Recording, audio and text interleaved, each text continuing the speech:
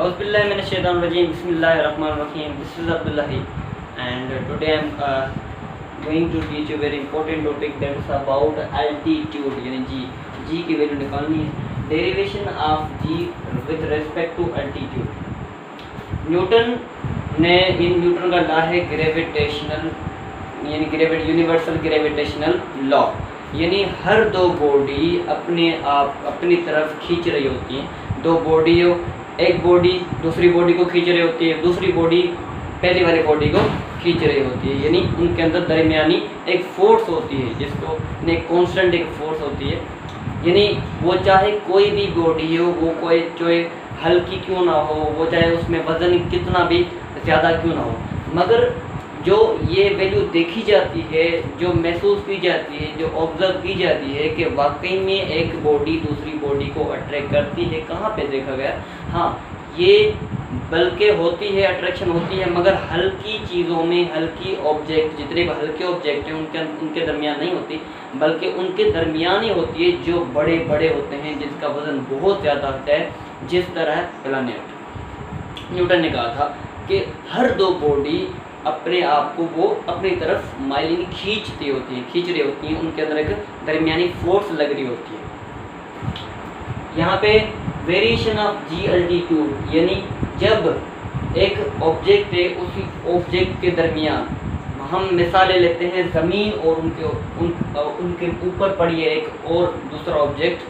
ये मैंने ज़मीन, ये है ज़मीन है, उसके ऊपर ऑब्जेक्ट पड़ा है, यानी दूसरा ऑब्जेक्ट पड़ा है, जिसको हम शो करते हैं एम से, और ज़मीन को हम शो करते हैं एम ई से, जिसका मतलब है अर्थ, यानी मास ऑफ अर्थ. उसके अलावा ये आर ई जो लिखा पड़ा है, ये है रेडियस ऑफ अर्थ. क्या?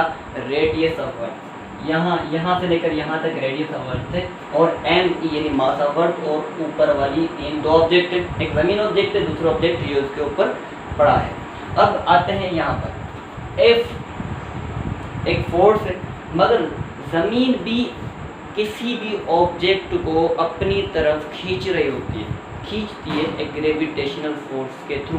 दूसरी बॉडी, यानी ये ज़मीन है, ऊपर ये ज़मीन है, ये एक ऑब्जेक्ट है, मगर ज़मीन क्या कर रही होती है? वो ऑब्जेक्ट को अपनी तरफ खींच रही होती है.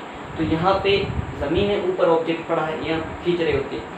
अब मैं क्या करता हूँ, ये फोर्स है, अब फोर्स की जगह ये फोर्स है, F is equal to G m1 m2 upon radius square.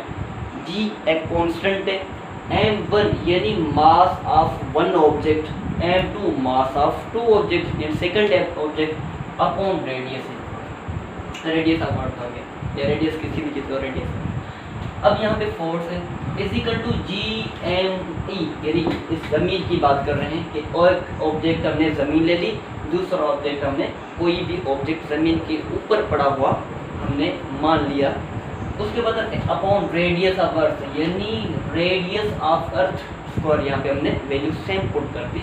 उसके बाद हम क्या करते हैं, एफ यानी एक फोर्स है, मगर वेट भी एक फोर्स है, मगर हम कह सकते हैं अगर मैं वेट लिखूँ या फोर्स एफ लिखूँ, बात एक ही है. यहाँ पे मैंने W लिख लिया है. W is equal to G M E M upon radius square, ये रेडियस ऑफ अर्थ स्क्वायर यहाँ पे लिखो. उसके बाद मैं करता हूँ, फोर्स को मैंने हटा लिया, ज़मीन यानी वेट भी एक फोर्स है, मगर वेट का वो यानी जो है फार्मूला क्या है, वेट का फार्मूला है mg.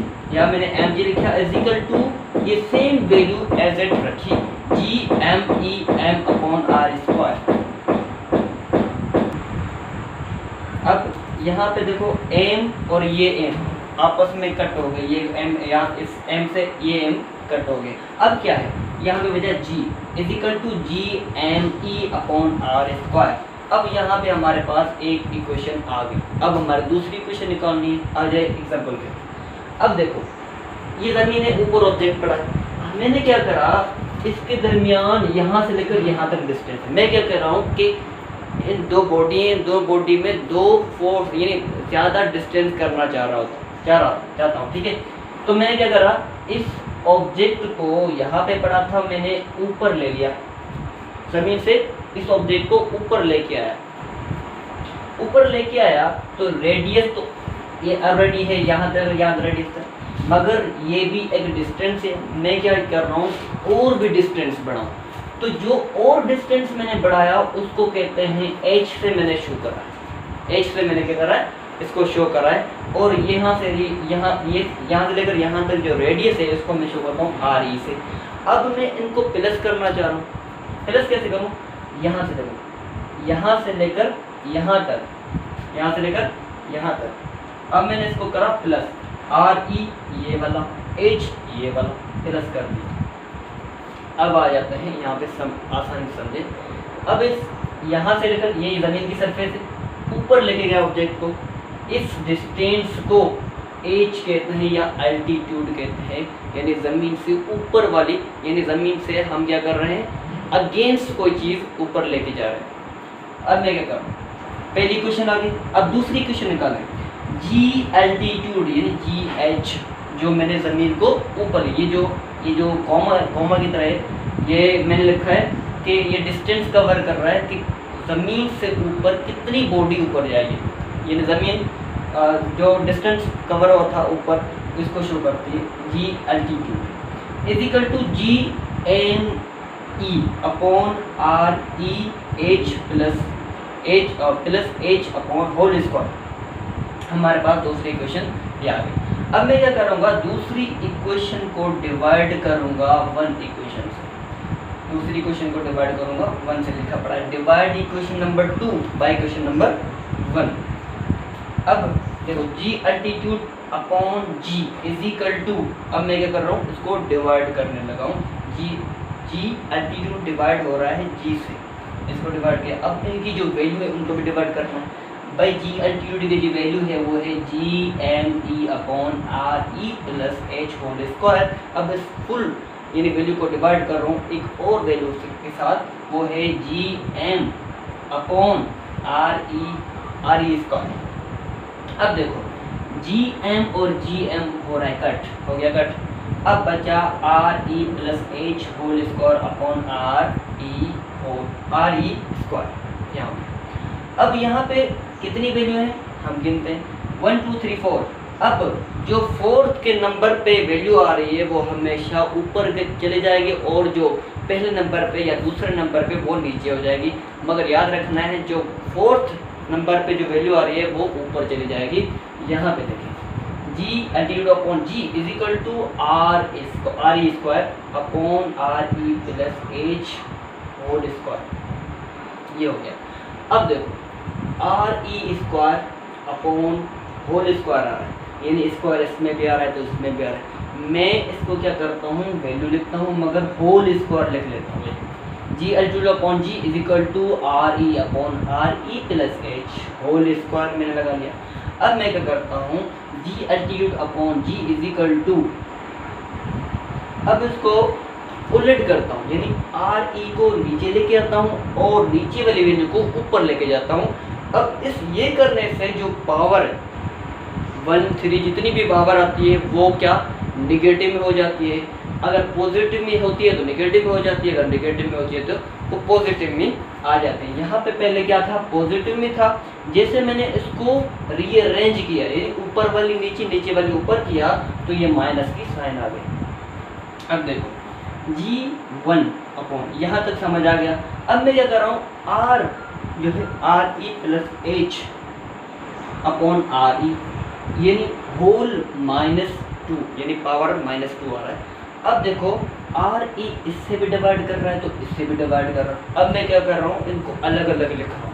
G altitude upon G is equal to RE upon RE plus H upon RE, अलग अलग मैंने डिवाइड करा और ये सेम वैल्यू रखी। अब R से हो गया कैंसिल, यहाँ पे लिखो H altitude upon G is equal to R से हो गया कैंसिल, तो आ गया 1, प्लस का प्लस लिखा, H अपॉन RE लिखा और माइनस का 2 पावर लिखा। उसके बाद क्या कर रहा हूँ, ये वैल्यू यहाँ तक कि अब मैं फार्मूला यूज करूँगा। फार्मूला क्या है, यूजिंग फार्मूला है 1 प्लस b पावर की जगह n आ गया, power n is equal to 1 plus b, ये इसके इक्वल है, मगर इसके अकॉर्डिंग हमें वैल्यू रखनी है। अब कैसे, अब देखो G altitude upon G is equal to 1 to -2 upon h upon R E. अब ये -2 कहाँ से आया, h अपॉन आर ई कहाँ से आया, ये देखते हैं। हम देखते हैं फार्मूले को।